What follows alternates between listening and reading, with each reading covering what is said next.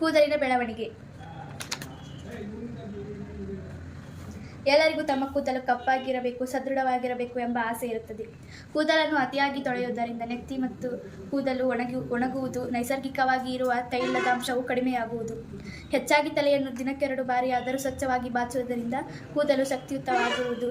ಅದರ ಬುಡದಲ್ಲಿರುವ ಜಿಡ್ಡು ಎಲ್ಲ ಕೂದಲಿಗೂ ಪಸರಿಸಿ ಆರೋಗ್ಯವಾಗಿರುವಂತೆ ಮಾಡುತ್ತದೆ. ಶುದ್ಧವಾದ ತೆಂಗಿನ ಎಣ್ಣೆಯಿಂದ ಮಸಾಜ್ ಮಾಡಿದರೆ ನಮ್ಮ ಕೂದಲಿನ ಸೌಂದರ್ಯ ಹೆಚ್ಚಾಗುತ್ತದೆ.